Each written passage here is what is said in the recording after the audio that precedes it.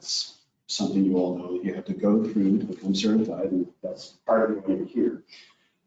In the interest of managing expectations, I want to be clear that you're probably not going to walk out of here today being really any more ready to take the exam than you were when you walked in.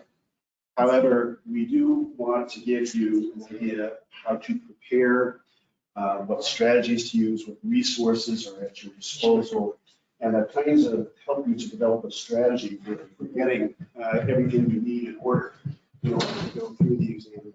Sort of next week. I got you. You got me? You got Well, me. maybe. Okay. Yep, I do. So, and here's how we intend to do that today. We want you to understand, first of all, some of the reasons why you would want to take the exam. Now, presumably you all know this, or you all want to. However, to be perfectly candid, there are going to be some points in time coming up where you're studying at 11 p.m. or you're going through trying to figure out how to properly answer some of the experience questions that you're going to think to yourself, why am I doing this? So in order to stay motivated, we want to at least give you a brief idea of some of the benefits of AICP certification, so that when those dark times, or if those dark times do appear, some resources, some motivations.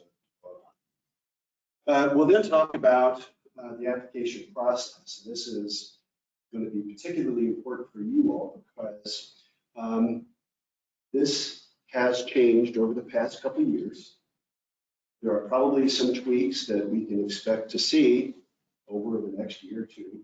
So the people who are in your office who have taken the exam, you're not going to be necessarily facing the same process that they did. So some of the advice that they might give you, it might be applicable, it might not. So we want to give you an idea of what that process looks like. And then we're going to dive into how is it organized? What are the questions? How is it scored? What are the different modes? As Christine mentioned, there's online, in person. How do they differ? And then kind of give you some intuition on how to better prepare for the exam.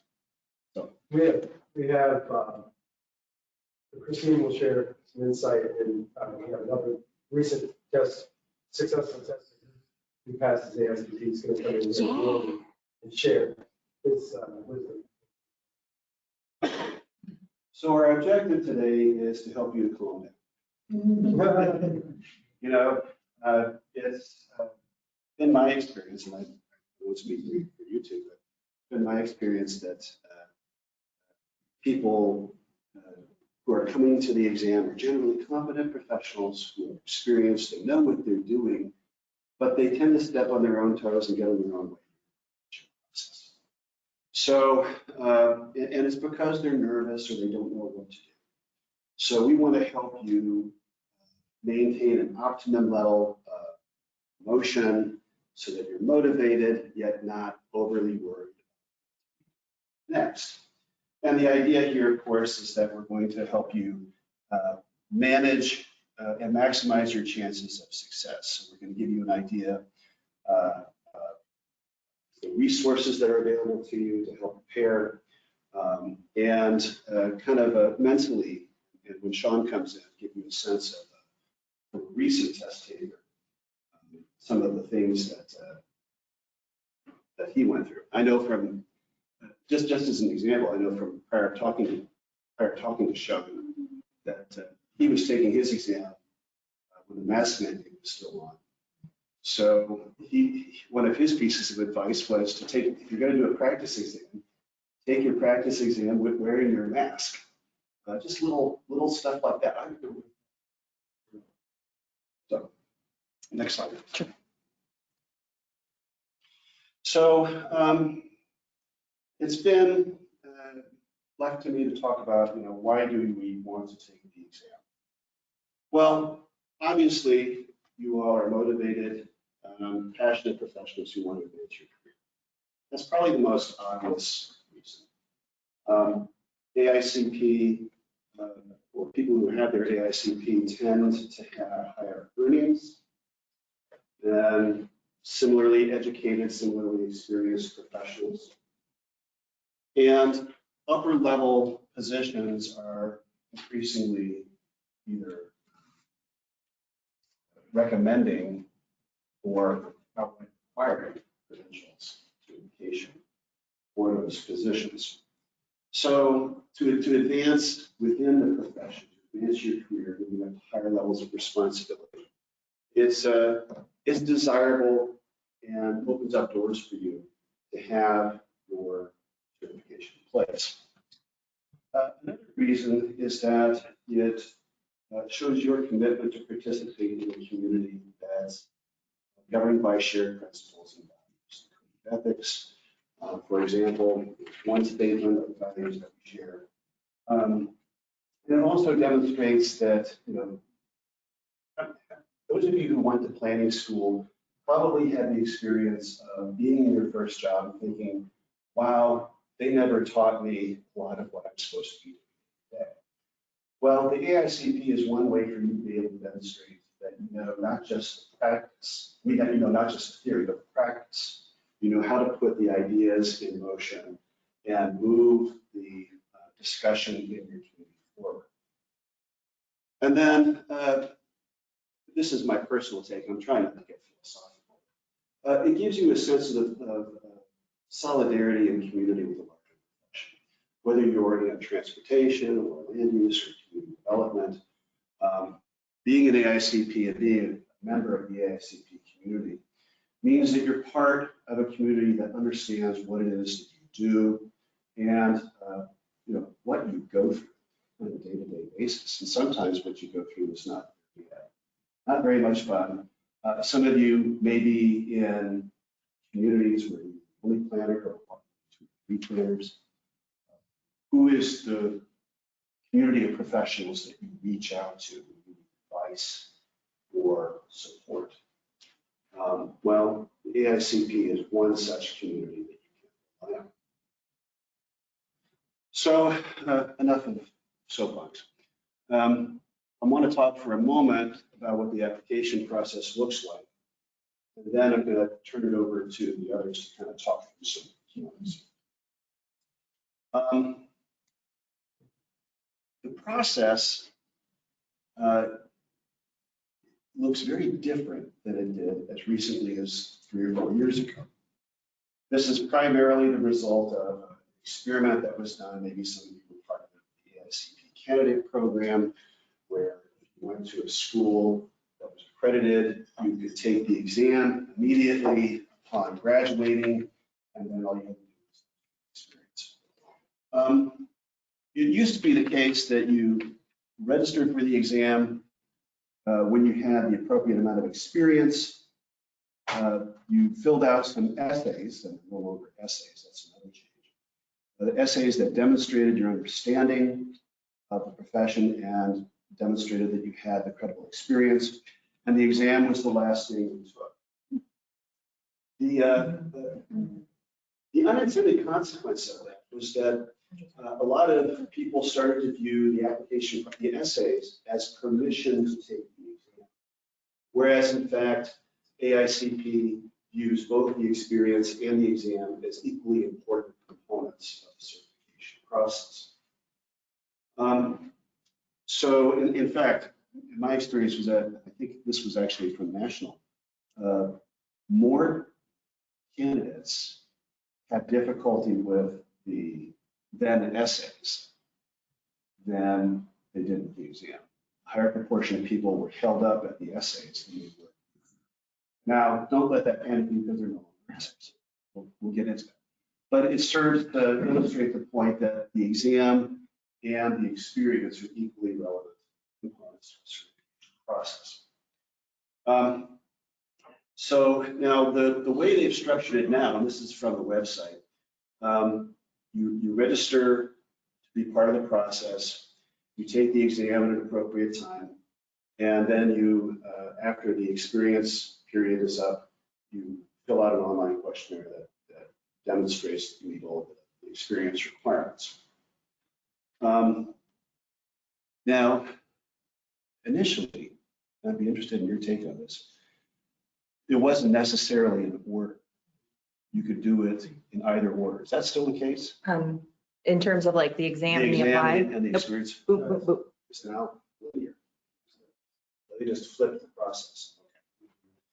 So, so again, all of this is changing, but do view the experience component and the exam component as both relevant parts of the certification process and take them both seriously, even if you're spending more time preparing the exam process. With that, I'm going to turn it over to the others to what I think, Christine, were you? Yeah, and I will say with the registration process, you know, that's the first step where you submit essentially your interest in doing this. And there's a window for you to do that. It's all on the website. There are several things that you can do to kind of assess where you're at in terms of how much experience you have. Do you have the right amount of education? How much experience do you have to have based on your education? Does your experience qualify? All those things are available for you like right now. There's pre-checks, there's like assessment worksheets, experience worksheets. There's even like an interactive like experience calculator on APA's website. So you can figure out, you know, exactly what you need, how much more experience you need, what kind of experience you need based on your education and what experience that you have right now. And that's all on the website as well. So, okay. Okay, so first I want to say when I'm giving you tips for this first section, back when there were essays that the first step was you had to do the series of 3 essays, and if you passed that milestone, then you were eligible to sit for the exam. So during that, I was for a couple years on the national committee for those that had their essays rejected, I guess. They could audit, or I'm sorry, appeal, thank you. They could appeal it, and I was on the committee for the appeal. So these are the things that I learned, that those that review the essays, which there's still short answers that you need to do. So these are the things that I learned just from the appeals process, from what I know that those that review these criteria are really looking for. So, and again, you can view all of this stuff online now. So you have these 3 criterion at the last step that you do online. And it's a series of check boxes that you use to demonstrate your level of experience. Once you check all the boxes for, yes, I qualify for this and that, for each one of these criterions, there are several short answers that you have to fill in. And what's great is if you go, I mean, when you're on, you can just Google, when you're on planning.org in the search box, just Google planning experience assessment worksheet. That's literally the online worksheet that you're going to use. You can download like a PDF of it to look at it. They have examples under the short answers. They actually have examples of how you can answer. They never did that before. So that's super helpful. So look at it ahead of time. It's my understanding from another exam taker that once you're entering on the form, you can't save and come back. Correct. Later. So you want to fill it out and have your answers. What I would suggest having your answers prepared. Oh yeah. Put them in a Word document ahead of time and save them just in case. Don't share them with friends later though, because that's really unethical. but do it all in a Word document first. So just a couple tips when you're writing these things, and these might seem silly, but don't use the word we. I don't want to see anyone using the word we. You use the word I in these. They want to know what you did, not what the team did. Okay, very important. 2, don't use bullet points in your little short answers. Just don't. Don't even put it in your head, no bullet points. 3, cut out the bull, don't use filler words. They can see right through it. You don't need to fill it up with fillers. Also, the assessment questions that they ask you, they're not asking you to prove how much you know. They want to know what you did. You don't have to go explaining terms. You don't have to go explaining what a comp plan is. That's not the point. The point is to be very specific about what they're asking. In my experience, shorter is better. You don't need to go on and on. Don't. Be super succinct, get to the point. That's going to be your best bet. There's actually a word limit. There is, yep. Oh, for sure. But even, I mean, you know, and sometimes, I found just in school that less is sometimes harder. Writing less means that you really understand the material, you really know what you're saying because you're able to say it in a shorter amount of words. Write a series of tweets. Pretty much. I mean, really, that's it. Once you get to the point, if it's 2 sentences, you're done. That's it. You're done. You've done it, move on. So just give enough context as necessary. You don't have to give the whole background story. And again, I will say this till I'm blue in the face, never use the word we, and you say exactly what you did. That's what they want to know, is what you did. I can't tell you how many essays have been rejected just because they talk more about the general team and not specifically what they did. I think those are all of the big ones. I think so. And again, the planning experience assessment worksheet. You can download a PDF copy of it. That's what you're going to be filling out online so that you can see exactly what it is. And I don't know if, so these are the individual criterions. Was that something you were going through, Steve, or is this me? The individual, does that mean? I'm going through this is, well, I'm not just talking about. Okay, all right. I just want to make sure that I'm not like jumping over you. So you can read these online because we just want to make sure that we can get all your questions and stuff. So again, these are the 3 specific criterions. Go to that assessment worksheet, dive into it. You know, really take a look at the example questions. Here's your criterion 2. And again, you're just proving your experience with check boxes. Yes, I have experience doing this and this and this. You know, there's a whole list for each one of these criterions of specific experiences. And you check off which ones you have to have. I think you have to check off at least 1, and there's a couple where you have to at least have 2. So do this now. Do this now so that you know where you're at and if you have that experience. Again, criterion 3. And we can get to questions about it later if you have specific questions on. They have a checklist. This helps make this much more focused. Ooh, yeah. It really gets you narrowed in.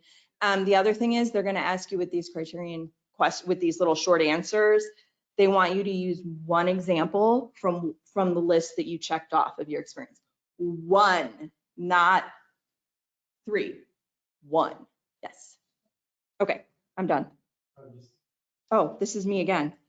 Oh, good. Okay, so, oh no, because I have things about this.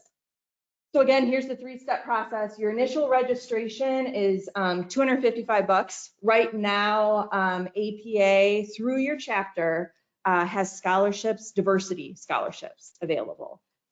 So check with your chapter PDO. I know we just had ours. We just selected ours for Ohio. It's done now. I think it already has to be in for May. Yeah, it was this week. So I'm sorry, for November. So check with your PDO if you're thinking about taking it in May and you feel as though you might qualify for a diversity scholarship. The test itself doesn't cost anything. Once you're in, you're in. And then the apply, this is what I've been talking about, the assessments and proving your education, proving your work experience, and then doing those sets of small answers, proving your experience is the third part, and that's $255. A couple things. In terms of the exam, if you schedule your exam during a testing window, you may reschedule it if you have something going on and you need to reschedule it during that exam window. If it's within like 20 days or something, they charge you like $40. All that is through Prometric, which is the testing people. If you all of a sudden are like, I can't take it, life happened, I need to transfer it to a different window, you may transfer it to another exam window. Again, they're in November and May. So you may transfer it. It's $100. You can only transfer it once. I think that's it for that. Some of this stuff you go through APA, some of it you go through Prometric. So it's a little wishy-washy. So my advice is always just contact APA and say, what do I need to do? I need to transfer or I need to reschedule. And then they'll tell you if it's on their end or if it's on Prometric's end. So briefly, I want to talk about this. I'm a very like tactical, I'm very type A. So my surroundings can really make a difference for me when it comes to an exam. I'm a horrible test taker. I did pass it on the first try. I overstudied. Like I said, I'm very type A, flashcard, like highlighter oriented. That's how I am. So I'm giving you my information just based on that. The first time I took it, I went to a Prometrics testing station. Again, this was in 2014. I've known people in larger metro areas that have actually gotten a hotel room close to their testing site because their time was early in the morning and they didn't want to deal with traffic or an accident, and then they would be late and that would throw them off. So they've actually gotten a hotel room the night before. I know a lot of people that have done that actually. If you go there on site, they're going to go through this. Once you register for your on site, all of the things that you're going to need, you have to have like 2 proofs of who you are. You can only take like a sweater in with you. You can't take anything to drink inside the room with you. For me, they did like a pat down. I had to like shake my legs. I had to like, they looked in my sleeves. I use like those foamy things that you put in your ear. My package had to be unopened. I couldn't have an open package of them. So that's just something else. The time goes on. If you leave the room to go get a drink or do a bio break, the time keeps ticking. They'll probably pat you back down again. When you're in the, yes. Just a word of advice, if you have a health condition like diabetes. Say something ahead of time. Take some in, clear it with Yep. Prometrics ahead of time. Do everything at a time. If you think there's anything, do it ahead of time. Just ask. So it's not an issue the day of. When you're in the testing center, people from all over doing all kinds of tests are in the room with you. There is white noise. There are proctors that are like constantly circling around.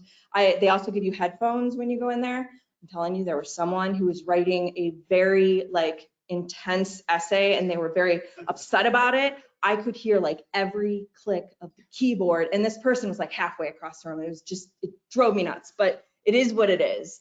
You do have like little, I don't know, side things. So, and you can just Google like Prometrics testing station, you could see what the room looks like. You do get a piece of paper, they give you a blue book, remember those? And a pencil. You don't get to keep them. They take them back once you leave the room. I think they give you a calculator. They did when I did, but then even on my thing, there was like a calculator in the system, so I didn't need it, but I didn't need the calculator anyway, so it didn't matter. So those were the big things with the in-person. This last time I did it remote, I didn't like it. That was me, I didn't like it. I had some just, even though it didn't matter, like it wasn't for anything, I still had some anxiety. I did it in my bedroom. I had to clear all kinds of stuff out. You have to take your laptop and like circle the room. They make you circle the corners. You have to look under things. I had to like open my mouth and stick my tongue out in the camera. You have to like put your driver's license up to it. And there was actually an issue because my Zoom wasn't zooming enough for them to see my driver's license. And so they were telling me that I had to reschedule it. And I'm like, no, we're not rescheduling it. So figure, so that was like an issue. And then there's someone that comes in and out and like watches you the whole time. And it was just weird. To each their own. It was just weird. And then actually I had put like my laptop on a box because I like brought in like a TV tray and I like rolled in my desk chair because it has to be a room that is like almost empty. And they will check and they will tell you to remove things like no dogs, no one can open the door. And I have little kids, so that, and she made me like remove the box that I had to like lift it up, and it was just an empty box. And so then I was like crouched like this trying to take the exam, but there's nothing I could do at that point. So there's just a lot of what ifs. And if you're okay with that, that's fine. They do have download list of Things, yes. And I thought I ticked them all off, but I guess I didn't. No sweaters, nothing like that. You can't have a drink next to you. No pens, pencils, things like that, and we'll get to this. I used my paper and pencil for things, which I'll explain. They give you like a digital one, like it's almost like a little like paint box that you can use, and that just wasn't effective for the way I was taking the exam. And then you got a lot of like these pop-up messages, like letting you know when the proctor was actively looking at you. It was just too much for me. Anyway, but those were my points. Those are the things that I encountered. So do with that information whatever you will. If that kind of stuff doesn't bother you, fine. Very good, of course, this was the- That was the only way. The other thing that I want to mention, and I've actually been advocating this with APA, like we're actively in the middle of it. I've had a lot of folks approach me who have learning disabilities, who have ADD, ADHD, dyslexia, and the only thing that APA offers at this point is extra time with the exam. There are some options through Prometrics where people will read to you the questions. It's not helpful for some people who have issues sitting for exams where they're automatically at a disadvantage because it's an exam on a computer.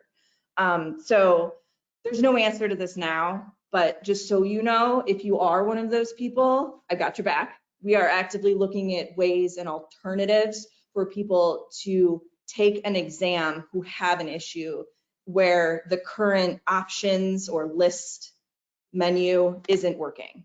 But if you do have an issue at this point where you think that you in some way might have trouble taking the exam, contact APA, because like I said, they do have some options available at this point. But if it isn't helpful, just know I got your back. Email me, because I'm always looking for, I would like to see this, or this really helped me when I took exams and I have ADHD.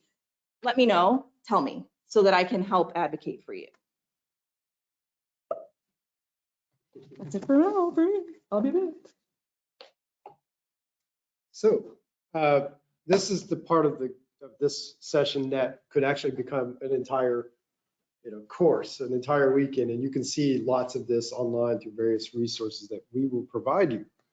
So this next few minutes here is a really brief introduction to the structure of the test and what to expect in that.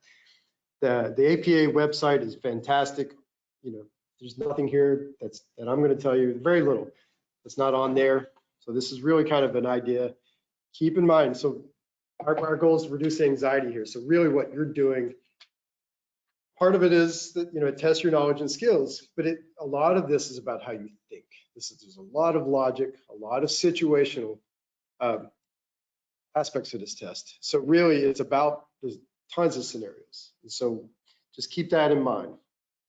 A lot of judgment. So there'll be a lot of questions where you see like, there may be one question and 3 or 4 questions related to that, where you have to choose sort of the best answer in that outcome. So part of it is your knowledge, but also a lot of it is strategy, how you take tests, right? And if any of you are experts at taking a multiple choice test, this is a good chance that if you're good at that, you can do well on this test. Can I interject real quick? Yeah. I'm sorry. Mhm. I want to do this because sometimes we don't get to do it at the end because it gets too whatever. So public sector, that's what this test is sort of geared towards. It's a national experience. So you have to keep your local level, whatever your local experience is, you got to keep it out of it. It's a national level. But I just want to do this really quick in terms of this. Wait, do we have a study section? Do we have Yep. We do have one of those sections in Right. there? Okay, never mind. I'm going to do it later then. Go ahead. Pretty sure we do. I'll make sure we do it. I'll make Yeah. sure we do it. Were you talking about tips on how to study? No resources. Sure. You are. Okay. Oh, good. Then I will. All right. We're actually more organized. Moving on. We really are. No, we're going to get all the information to you that we want. Just give us a call if you got a question. Yeah. So the May exam was a major change, and major change in terms of how they broke up the sections, the type of knowledge areas, the topics that you will have to address. So there's several new topics in this. There's a lot more questions related to equity and social justice now in the test. A lot related to planning processes.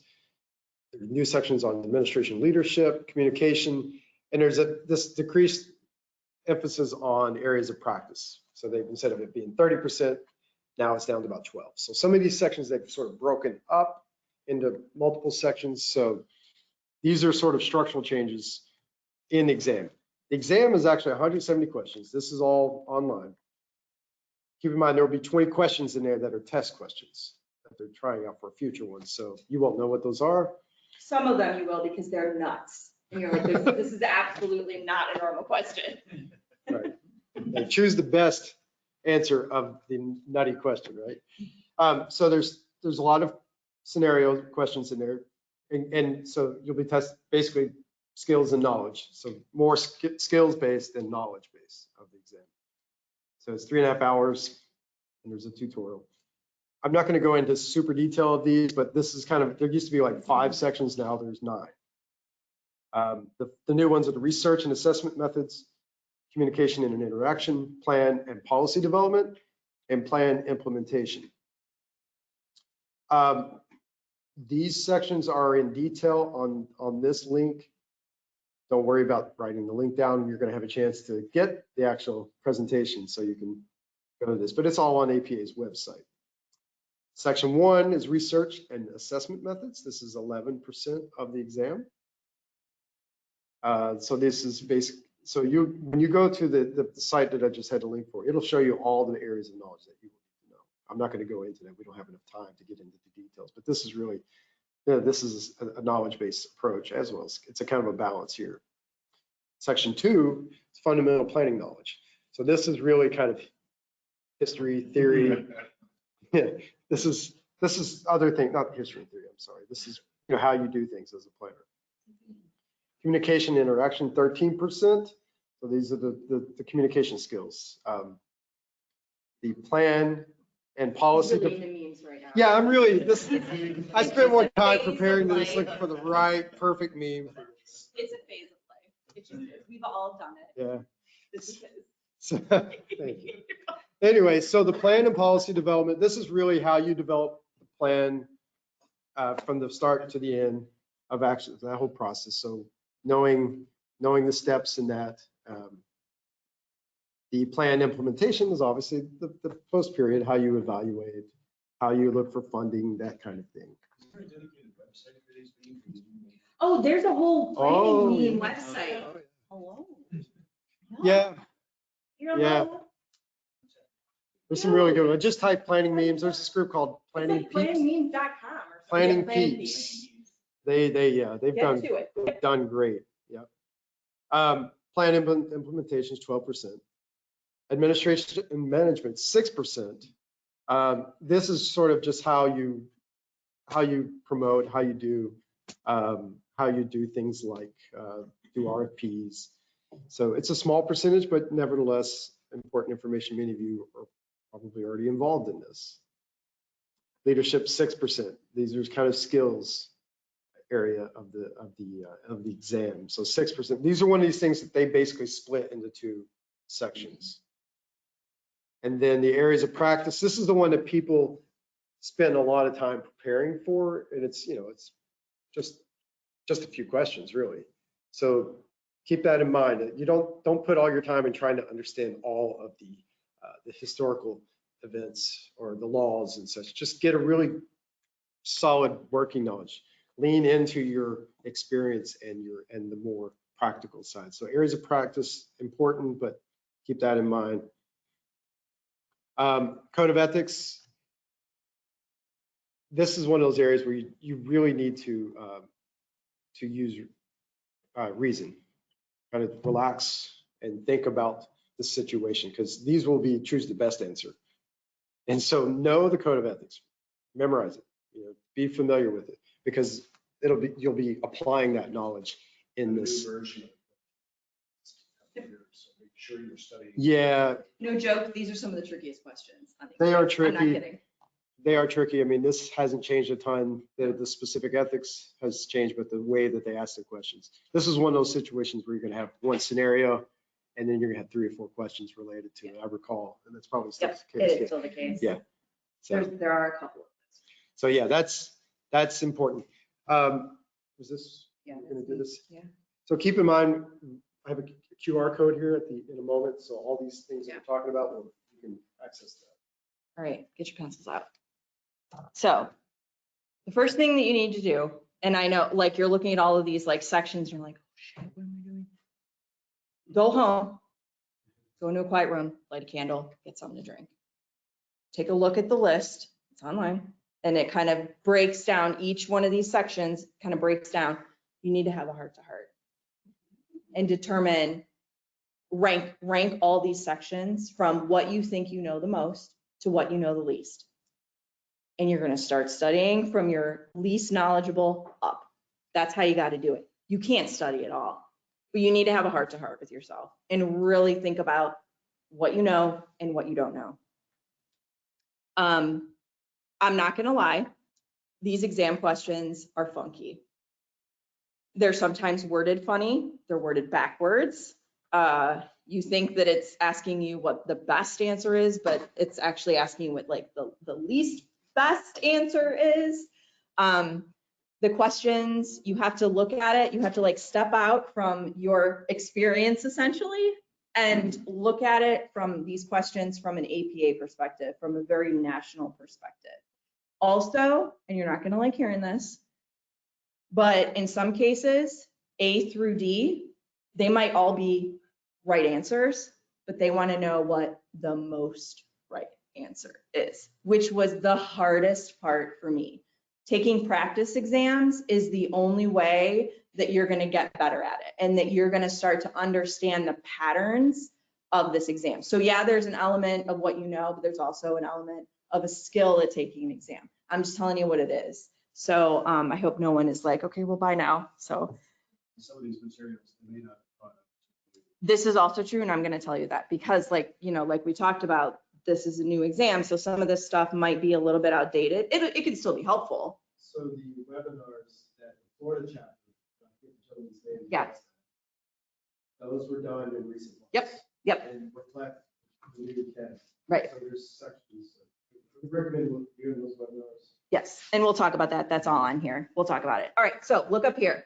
These are all of APA's online resources that come from this link, which again, you'll have. So there's a certification guide in the exam outline. That's the overview of essentially everything we've been talking about so far today. There are a series of exam videos that APA has put out, each of the various section topics. Awesome resource.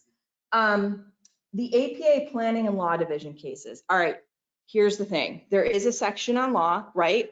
Those are the gimmies. They're the gimme questions. If you know them, you just know them if you know them, and you're going to get them right. Now, the hard part is there's a lot of law cases out there. I'm telling you right now, Euclid v. Ambler, just know it.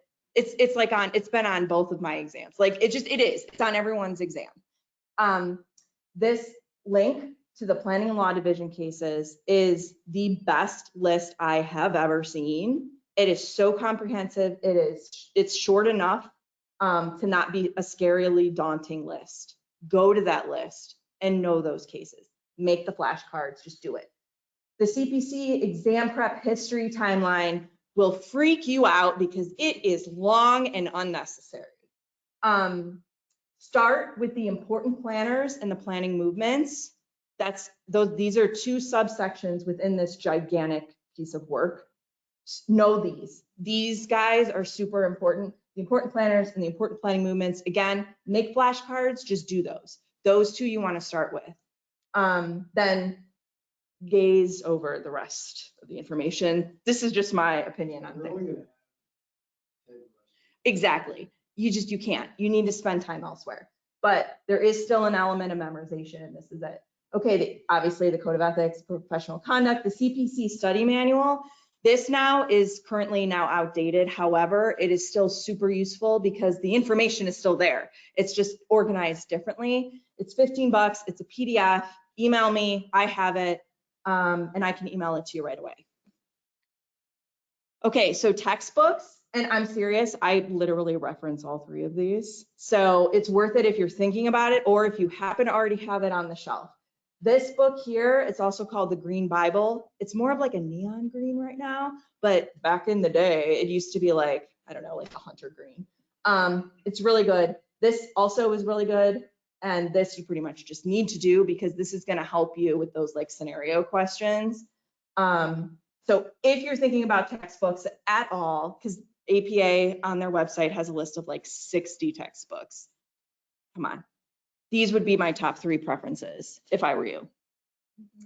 If you're thinking about taking an online class, for heaven's sake, just do it because it is phenomenal. The Planet is in, exam prep is online, it's updated, it's ready to go, depending on like what package you get. When I did it, I actually, APA for a while tried to replicate this and then found out they didn't make any money, but I was in the group that did it. So it's essentially the same thing. I think for me, it was like $400. It was so worth it. Again, that's me overstudier. But if you're thinking about doing one online, do this one. These are some of the chapters that also has extra stuff. Steve mentioned Florida. There's a retired guy. This is all he does. It's like his life's work. He is famous. You need to go to the Florida chapter's website. He has live online study groups. He has extra stuff. He has study workbooks. He is the king of this kind of stuff. So go to the Florida chapter website if you're looking for something live. I'm going to say beware of these resources for several reasons. There's a lot of these online flashcard websites where you can make digital flashcards, but then it's open source, so everyone can view your flashcards. I've gone on before and like Googled on these like AICP exam. I mean, you have no idea who's making these. Some of them, the answers are wrong. These questions are like not relevant. Just be careful if you're gonna like just Google AICP study resources. The other thing is, and I know that they've actually like hosted sessions at the APA conference before, but planning prep, their practice exams are really good for practicing taking an exam, for sitting there and doing 170 questions and sitting in a chair for 3 hours and kind of just getting back into the frame of mind of taking an exam. A lot of the questions, because they have so many, they have like 50 exams and 170 questions times 50. They run out of questions. So the questions tend to be bizarre and not what you're going to see on the exam. So just be careful when you're taking them, because it was actually with one of these exams where I told my husband, I'm not taking it. I'm done. I've studied so hard. I couldn't answer one of these questions. I'm just done. For like 2 days, I told myself I wasn't taking the exam because I took one of these planning prep exams and I didn't like know one answer. So just be careful. Okay. I think that was it for my study prep resources. So this is a QR code or the link to this presentation, the PDF of this presentation, and all the resources. We combine all of our resources that we know about into one sheet. So this will get you the folder. I'm kidding. To download those 2 resources. When I audited the exam, some of the notes that I made for myself, the equity questions were harder than I thought they would be. The communications and like project management questions, they were also a little bit harder than I thought they would be. The processes for like community engagement, I thought, I got that. They were hard. Like there's like systems in place that I just didn't know about, and like what order in which you do things that I'm like, I don't know the answers to these. They shocked me. The other thing that was a little bit shocking were some of the statistics questions. They were just a little too much for me. But again, there's only a couple of them, so you can't know everything. But there are processes to data organization and looking at data and the way in which you report them, and there's terms and things that I'm just like, I still haven't experienced that in my career. So those were just some of the things, again, the communications and the equity, and of course the ethics, they can get a little daunting. Real quick, before we get some experience from another recent test taker, I kind of want to go through the process on how I approach a question. I think Steve mentioned that there are some questions where you read a scenario and then there's a series of questions related to it. There will be a few of those, and you just got to calm down, because I know every time, both times, I would read the scenario and then go, I have no idea what I just read, because you're hyped up, right? So you just need to calm down and then read it 3 more times until you get it, and then go through the scenario questions. A lot of them are going to be, you know, A, B, C, and D are the options. And then is the answer A and D, all of the above, A or B? That's what the majority of your questions are. And this is where I find that the paper, the physical paper and pencil help. Okay, so here's the question. The question is, what color is the sky? So your options are blue, white, green, and purple. And I'm already like, okay. So what I do is on my little blue book, I do 1, 2, 3, and 4. Like I write them down. And then I immediately go, well, I know the sky is not purple and it's not green. So I've immediately eliminated 2 of the options. I'm a little uncertain as to whether the sky is blue or white because I feel like I've seen it blue and white. So of the 2, which one is more correct? I don't know. So now I have to use like just using testing skills to get the best chance of a right answer at this point. And you're gonna have to do this a lot because you're just not gonna know the answer to everything. So first I go, all right, well, I'm gonna go over to all the options. I know for sure the 3 and 4 are not it, so I think. So if anything has a 3 in it, I already know that that's not the answer. So 3, okay, and if anything, if there's a 4, I know it's not the answer. Well, I know, okay, all the above, so I know it's not the answer. So this literally, even if I don't know the answer, just by deducing what I know isn't the answer, I'm able to come closer to what the real answer is, if that makes sense. And sometimes you might get 2, and so then you have to go eeny, meeny, miny, mo, which is also a thing. But you can at least get yourself down to 2 options instead of 4. Do I need to repeat it? Because I totally will. Or I can repeat it after if you're scared. So maybe I'll do that. If you want me to repeat this after. I want to hear it. So anyway, this is why I found the blue book to be helpful because I actually like wrote down 1, 2, 3, 4, and I was able to cross out, like physically see. Again, I'm very tactile. That's just how I am. You need to figure out what kind of test taker you are. This is how I am. So I'm just telling you what I know. And I'm able to like visualize what I already know isn't the answer so that I can try to, you know, get down to the least number of options left. I remember, I guess I've taken a couple of tests, but last time I took was 6. So can you save a question and go back to it? Yes, you can. Oh, that's totally a thing, regardless if it's online or in person. And on there, and I actually, they took it away for a while and I emailed APA and they put it back on. Prometrics has like a quick like tutorial of what it's going to look like on your screen and what like where the buttons are. And they go through it. There is a tutorial that you have to click through when you're taking the exam. You're not looking at it. You're just like, get me to the questions. So doing that ahead of time would be helpful. You can flag questions. You can not answer a question and go forward. You can go backwards. You can unflag a question, which just, I know from a lot of other professional exams, I have a pharmacist at home. You can't do that with a lot of other exams. It's like you answer it, you move on to the next question. So use this to your advantage because we have it. There's not a lot of other professional exams that will let you do that. So flag those questions you're uncertain of. Even if you end up flagging every single one of them, who cares? No one else knows, except for that guy that's watching. And then just go back, answer the questions. You can change your answers, all that fun stuff. And also at the end, there is like a post survey before you get, because you do get unofficial results on the screen right after, but you have to go through that survey, which everyone just, because that's what I did to get to your unofficial results. And if you're at Prometrics, they actually hand you like a printout of your unofficial results, and they're unofficial and that someone in the Prometrics world has to like, these are now official. So it's not like there might be a chance that they're unofficial, they're official. And then you get your actual stuff after you pay your dues and you know, you do the last step and everything like that.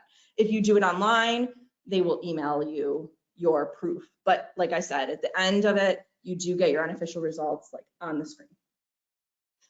So I asked Sean to come and share his wisdom as a recent successful test taker.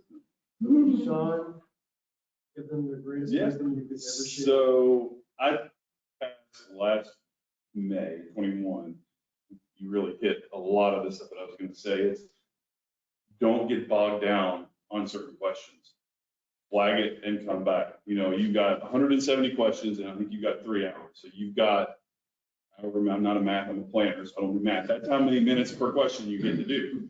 So do the ones that you know, you don't have to really think about, and then come back and spend the time that you need to spend on those questions, because that's where you're gonna make or break, I feel like. You know, I found that there was so many questions. I started studying in January for the May test. I read, you know, this is who this is, this is who this is, and this is who this is. I found that it was much more scenario-based, best choices, the best choice of the best option, you know, and so like she really hit it well, you know, using deductive reasoning, that's the thing, to mark out what it's not, or, you know, oh, I know it's got to be at least one of these, and then, you know, 50% is better than 25. You know math, see? Look at you. All the math I know. It's because he's AICP, I was I took mine at a different time. The best advice I got was take a practice exam in a mask. I had to take my exam in a mask, and that was. That's so smart. It made a big difference, you know, like having knowing that I've sat there in a stressful situation for 3 hours with the mask on. I hope you all have to do that. I did it with the ear, those foamy ear things. I took exams with the foamy ear things in. You know, a lot of pianists, musicians train stressed. They try to stress themselves and practice stress. I don't know if I've never heard that for anybody taking a test like this, but try to find yourself in a stressful moment and practice through the test. So like hunch over and take the exam with like little people in the next room. Yeah, exactly. Worst day at work. And then like have your neighbor peek in the window. You've had your worst day at work, and you're tired, and somebody just really upset you today. Go home and take a practice. Your Chipotle order was wrong. Go home. I need to go take an exam now. There's probably some research that we did. That's smart. It's true. You have a child. That's my biggest piece of advice is Don't do have not a have a child kid during- 2 months before your exam. It makes it, Dude, that's on you. See? it wasn't on me because You knew. It's 9 months, man. It's never gonna be I had to 12. make sure I could get it in while my boss would pay for it. So See, this is the stress. yeah, so, you know, I mean, knowing this going into it, that's why I started earlier. I got a whole lot of 3 a.m. study sessions. I mean, I half-heartedly joke, but, you know, life happens. Make sure you plan accordingly, because it makes a big difference. So that's my big Now, piece did of you advice. set time? I mean, I know it's hard, especially with the newborn. I know, but I would say like, you know, Monday through Friday, I would get home from work and I would spend an hour and a half after dinner every night. This was before kids. An hour and a half after dinner every night, and then I would take the weekends off. That was what I did, and I stuck to it as best I could. Life happens. Did you do that, or did you just like, whenever I can, I will do it? We were still kind of on a remote work setup at the time, so I got up every morning at 6 o'clock, because I get up in the mornings and I would study from 6 till 8 before we had the kid. And on Saturdays and Sundays, I would do the same thing. I didn't put pressure on myself. If I didn't want to study, I didn't study. Right. You know, if I wanted to read for an hour or so in the evenings after dinner, I would do that. Towards the end, like the last like 3 weeks, I was so tired of studying. I know. Because you can only read the same thing over and over and over again. So I like started reading books to keep my mind off. I was playing video games to keep my mind off taking it. And I would still find time to study, so it would stay fresh. But the last 2-3 weeks, I didn't really study that much. It's interesting because that was me too. And the night before, I didn't study at all. I did my normal routine. I slept normal. I ate normal. I didn't cram all night. I know people that did that Mhm. and who studied for like. You're not a going to week, learn and it that's the night before. Right. You're going to learn it the month. You don't have a study. His name was Philip, and he was great. Was it your newborn? No. No, she didn't do anything. She just laid there. For the sake of time, we have 2 minutes. Well, I think is it at 35? Is that when it ends? Is it 12:35? I think it's I'm 12:35. sorry. So Is that right? I'm not sure. I had a few, we did a little bit of, I didn't have a lot of people I knew that was taking the test. So Yeah. I did have a few study sessions with Philip and Nicole out of Madison, Indiana, but mostly it was on my own, and it was in my own time. And I mean, you know, you have to want to do it to really make it, it's time consuming to study. I mean, I study 15 to 20 hours a week for months on top of work. So, you know, There's an element of accountability to your study partner. and that's a good point. You know, if you have someone, utilize them, and you know, you can bounce test-taking strategies off of each And you other. have to know if you're that person. I'm the person that chose to do the group project by myself, if I had the option. That's who I am. That's who I am. I is who I am. Speaking of study. So I didn't. Christine, you had set up a process for Yep. connecting people. In Ohio, yeah. Yeah, and I'm going to try to copy that same effort. Do it. But that's something that I know for those of you in Kentucky, I'm going to work on holding accountable to this. But I'm trying to connect the people who are taking these exams, so you can at least, have somebody to lean into. So if you're in Ohio and you're planning on taking it in November, in about 2 weeks, you'll be getting an email from me to set up regional study groups if you want. And I'll say this, I've given Philip, I've got a ton of study materials. I'd be happy to share them with you. Philip's got them. I'll give them to Steve.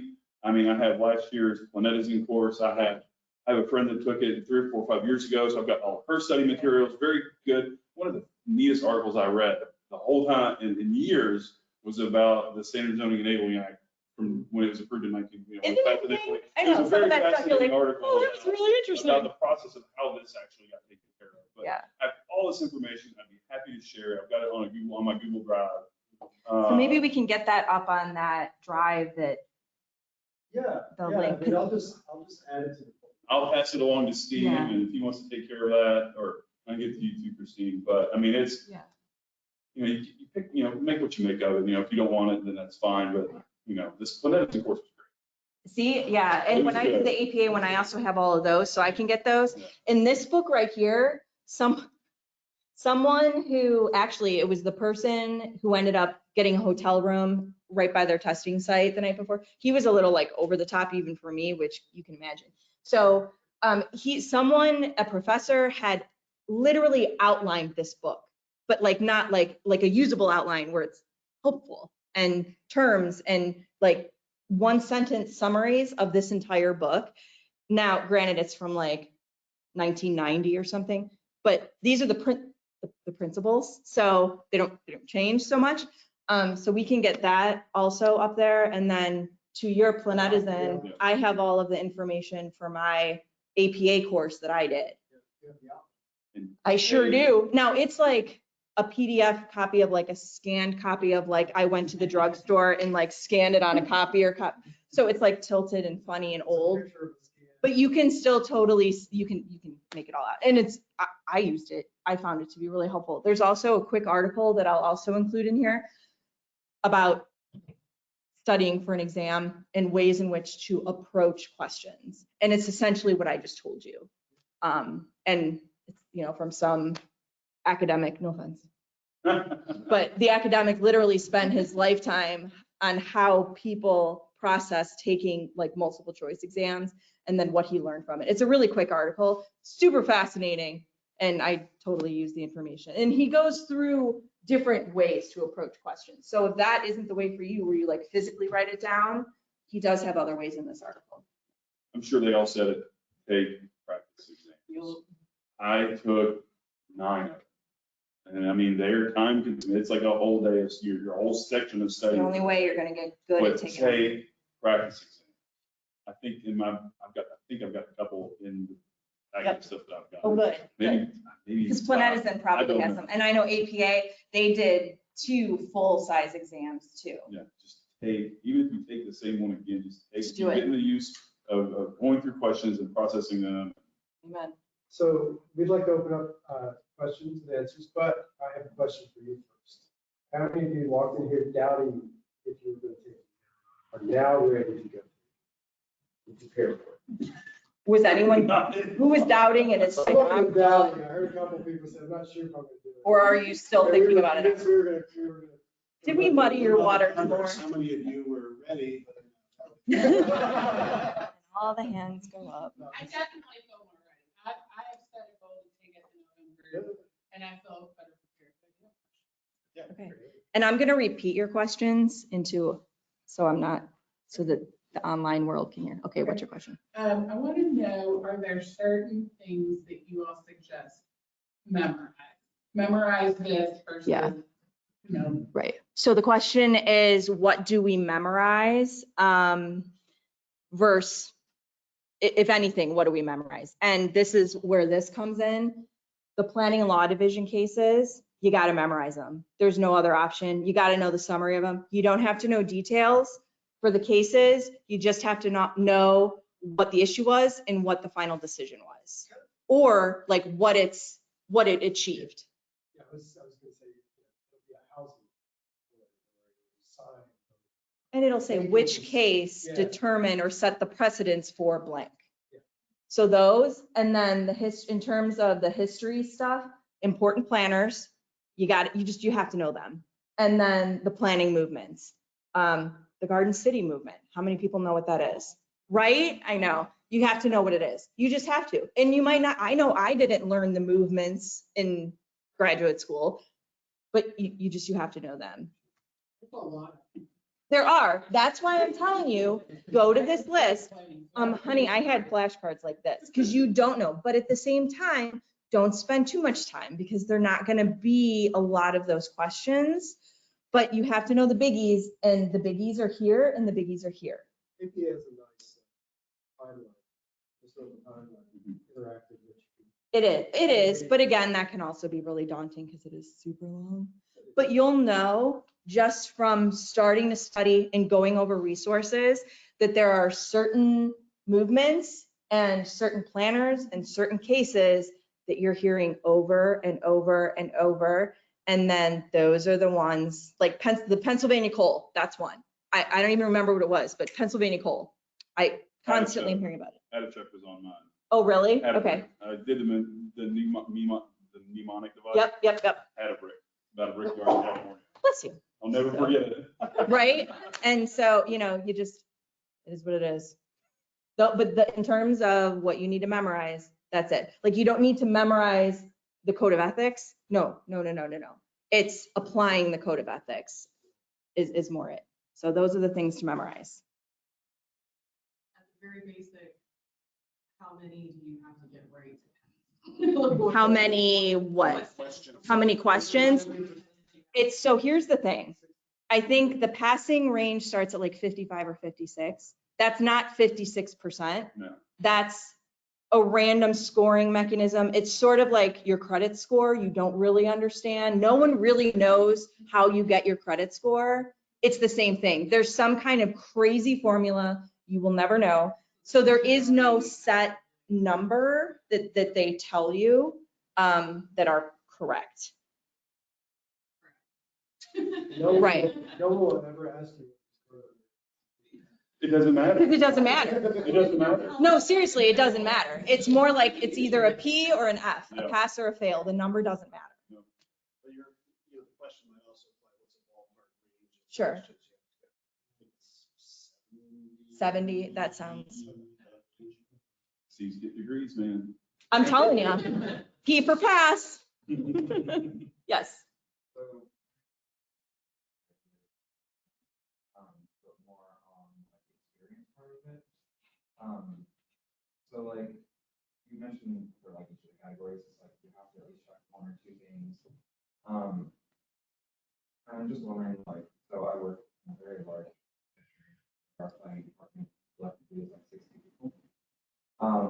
We're all very specialized and very specific. So like, where in that, without any kind of finding position, do other things outside of work, how does me being able to check this process? Okay, so the question is, let me see if I have the question right. When you're doing the planning assessment and you're checking off boxes, if you are working and your experience is very specialized, is your question, how do we make sure that we have enough experience outside of your specialty, or? So like one thing. Okay. Stretched it out. But like I've been filling like one very specific role. Like that's what we a lot. Okay. One question would be like, you're gonna have to- Right. Yes. It becomes a lot clearer when you look at the checklist. I'm gonna try to Not pull it just up. The functions, but that actually ask you skills. So that's helpful, and the skills are a little bit different Let's see if I can- from question to question. So when you look at the checklists and you look at the skills, it may be the same experience, but you're able to highlight something different about it. In the past, people who do come from large departments who have very specialized functions really did have exams because it was difficult to talk about something that they themselves were responsible for. I think the new format is an improvement in that. And it helps you identify the skills that you apply in a particular context or setting. I understand the offer. I'm not going to speak to the other chapters, but if you want to download the spreadsheet or the spreadsheet PDF, fill it out and then send it. Right. I know PDOs usually are pretty receptive. Oh, here we go. So if you have questions, that would be a good time. So here up on the screen, for example, this is the PDF version of what you'll actually be filling out online during that third step of the process. And you can see that for this first part with the planning process, these are all of the possible check boxes. Yeah, it's a little. Oh, it's all weird. Okay, well, you can still kind of get the general idea. It's there. And then there's a second one with your professional skills. That's bizarre that it didn't come up. And then here are the short answers that you can kind of see. And these short answers are based on all of the check marks that you made up here. And yes, if you have, if you're working, if you can use the comp plan more than one time using, your various skills and practices or planning processes.